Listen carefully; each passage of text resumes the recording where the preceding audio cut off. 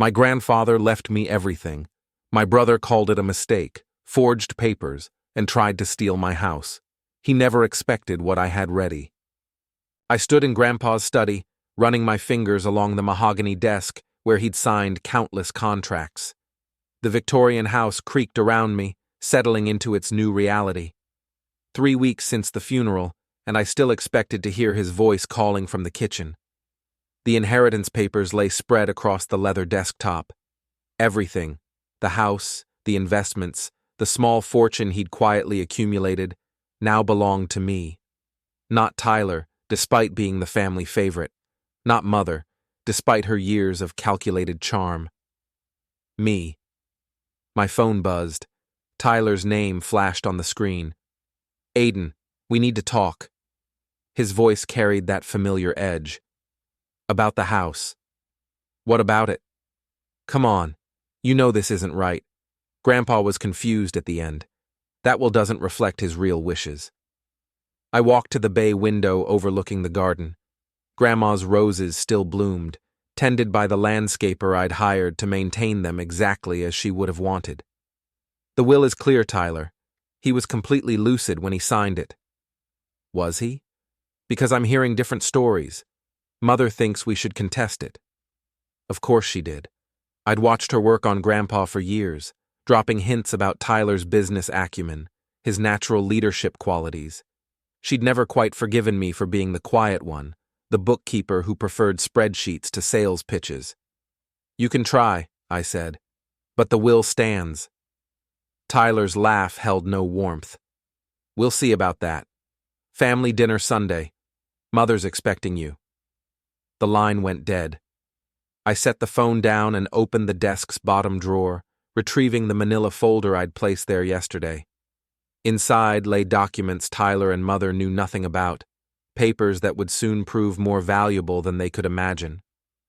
The grandfather clock chimed 6. Time to water Grandma's roses. The call came Tuesday morning while I reviewed quarterly reports for the accounting firm. My assistant knocked and entered without waiting. "Mr. Hartwell? There's someone from the county recorder's office on line 2. Says it's urgent." I picked up, already knowing what I'd hear. "Mr. Hartwell, we have a problem with the property transfer you submitted yesterday. The signatures don't match our records." My blood chilled. "I didn't submit any transfer. According to this paperwork, you're deeding the Victorian property on Elm Street to a Tyler Hartwell. But when we ran the signature verification..." I closed my eyes. "I'll be right there." The drive to the county building gave me 20 minutes to think.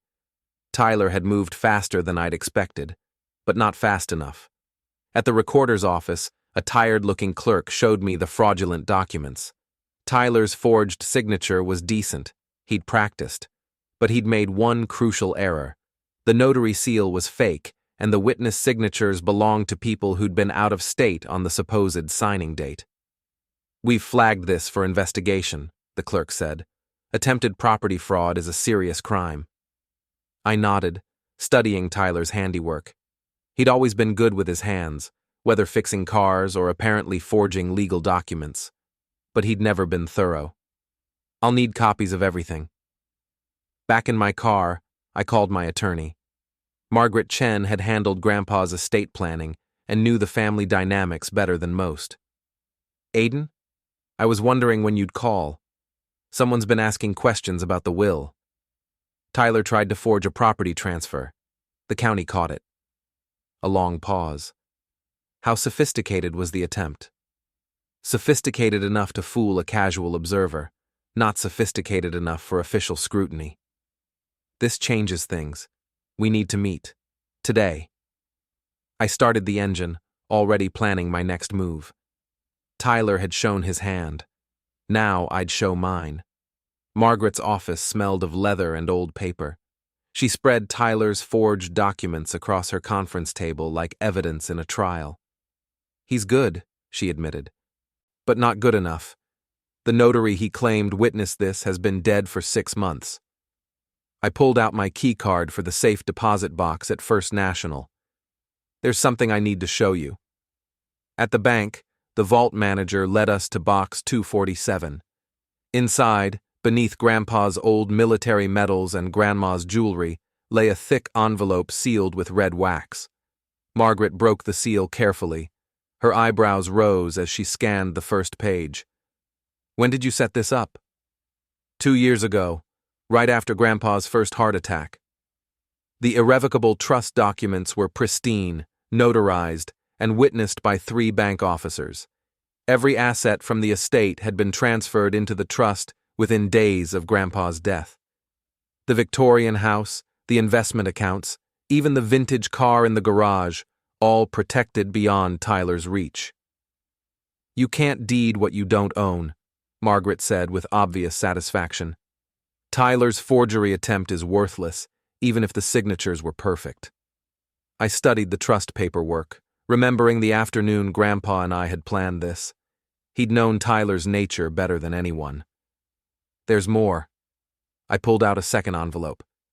"Grandpa made me promise to open this only if Tyler tried something illegal."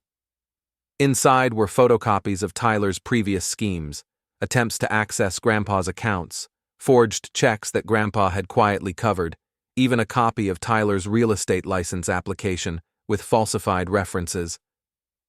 "Your grandfather was building a case," Margaret realized.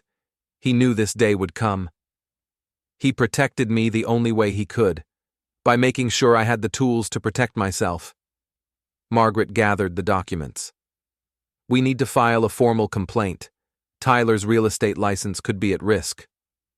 I nodded, feeling the weight of responsibility settle on my shoulders. Grandpa had trusted me to handle this properly, not vindictively, but decisively. Do it. Mother launched her offensive Thursday evening at the country club.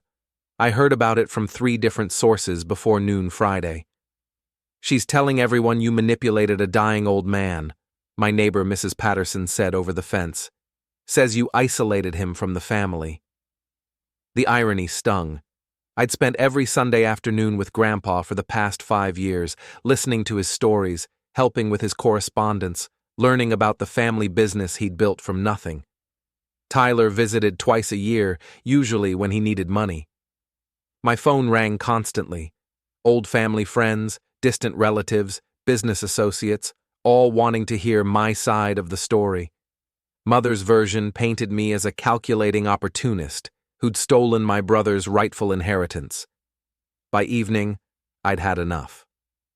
I drove to Mother's house, the colonial she'd bought with her divorce settlement 15 years ago. She answered the door in her silk blouse and pearls, every inch the grieving matriarch. "Aiden, darling, I was hoping you'd come to your senses." "About what exactly?" "This whole mess, the will, the house, your poor brother. We can fix this quietly, as a family." I stepped into her living room, noting the family photos prominently displayed. Tyler at his college graduation, Tyler at his wedding, Tyler with his children. One small photo of me, tucked behind a lamp. "How do you propose we fix Tyler's attempted fraud?" Her composure slipped for just a moment. "That's a misunderstanding. He was trying to help organize the estate." "By forging my signature and using a dead notary?" "You're being dramatic. These things can be sorted out between brothers." I pulled out my phone and showed her the photos I'd taken of the forged documents. "The county recorder's office disagrees. So does the state licensing board."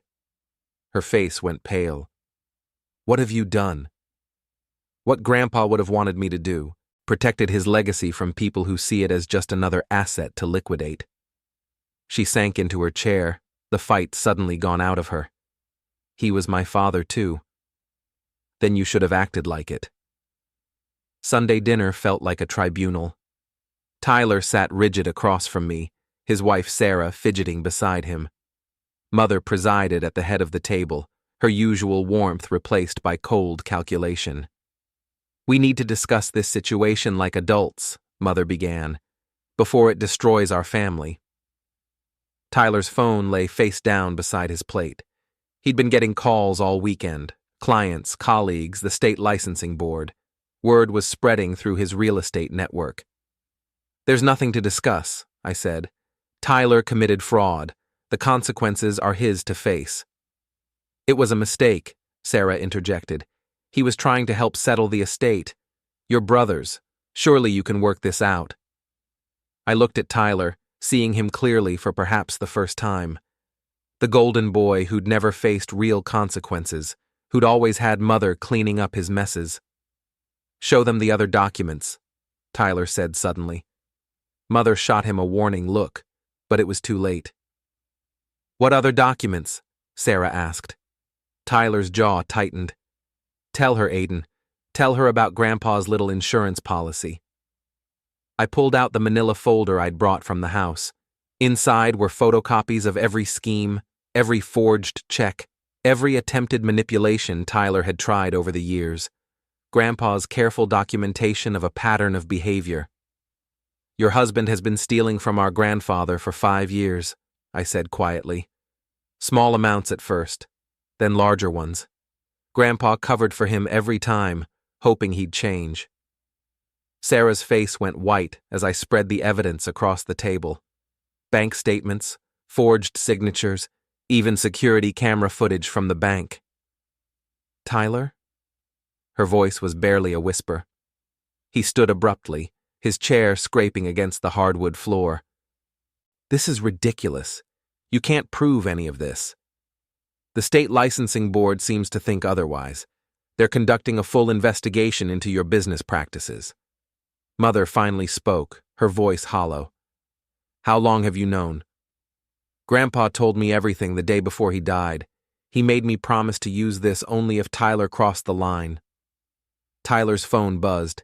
He glanced at it, and his face crumpled. They've suspended my license pending investigation. The silence stretched until Sarah stood, gathering her purse.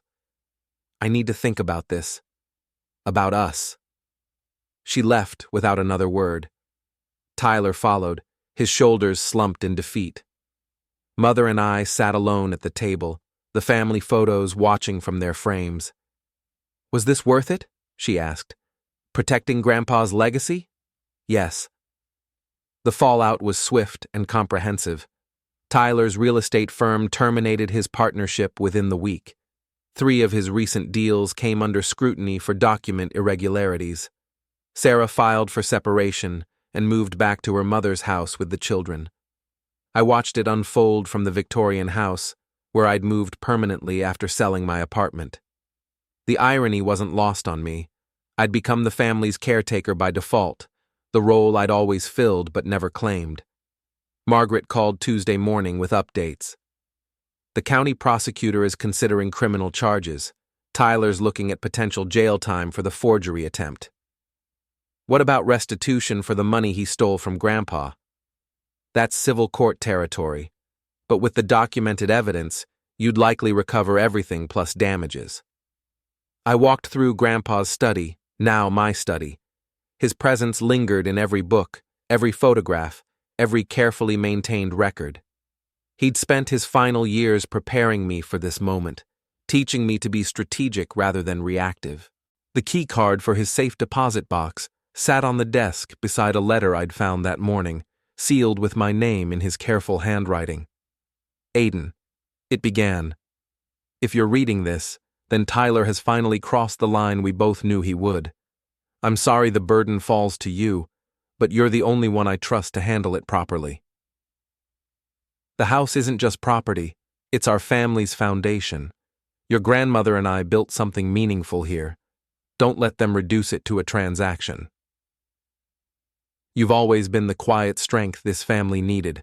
Now it's time to be the voice as well. Love, Grandpa. P.S. Check the basement safe. The combination is your grandmother's birthday. I folded the letter carefully and headed downstairs. Behind a false panel I'd never noticed, a small safe held one final surprise. Stock certificates worth nearly $500,000, purchased in my name over the past decade. Grandpa's final gift.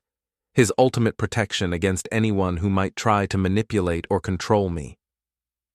I sat on the basement steps, surrounded by the tools and workbenches where he'd taught me to fix things properly. The house creaked above me, settling into evening. My phone buzzed with a text from Tyler. We need to talk. I deleted it without responding. Spring arrived early, and Grandma's roses bloomed with unusual vigor. I'd hired a full-time groundskeeper, Mrs. Chen's nephew, who understood the importance of maintaining traditions. The legal proceedings were nearly complete. Tyler had accepted a plea bargain, community service and restitution, in exchange for avoiding jail time. His real estate license was permanently revoked. Sarah had filed for divorce and won primary custody of their children. Mother called less frequently now. Our conversations were brief, formal, centered on practical matters rather than emotional manipulation. She'd accepted that her golden boy's fall was complete and irreversible. I stood in the bay window of the study, reviewing the documents that had sealed Tyler's fate and secured my inheritance. The irrevocable trust remained intact, the Victorian house protected for future generations. Grandpa's careful planning had worked exactly as intended. A knock at the front door interrupted my thoughts. I opened it to find Sarah standing on the porch, her children flanking her nervously. "Uncle Aiden?" 8-year-old Emma peered up at me with Tyler's eyes, but Grandpa's gentle curiosity. "We brought you something," 10-year-old Marcus added, holding out a drawing of the Victorian house surrounded by roses. Sarah's smile was tentative, but genuine. The kids wanted to see where their great-grandfather lived. If that's okay. I stepped aside, welcoming them into the foyer. He would have loved that. As the children explored the house with wonder, Sarah lingered in the study. "I'm sorry about everything," she said quietly. "Tyler's choices, the family drama, all of it. You're not responsible for his decisions. Still, I know this hasn't been easy for you." I looked at the family photos on Grandpa's desk, images of happier times when Tyler was just my little brother, before ambition and entitlement corrupted him. "It was necessary," I said. "Sometimes protecting what matters requires difficult choices." Emma ran back into the study, her eyes bright with discovery. "Uncle Aiden, there's a piano in the music room. Can I play it?" "Of course. Your great-grandmother would be delighted." As Emma's tentative notes filled the house, I realized Grandpa's legacy wasn't just about property or money. It was about creating space for the next generation to grow, to learn, to become better than those who came before. The Victorian house had found its purpose again. The Victorian inheritance, blood and property, the quiet brothers' victory, protecting the legacy, trust, and betrayal.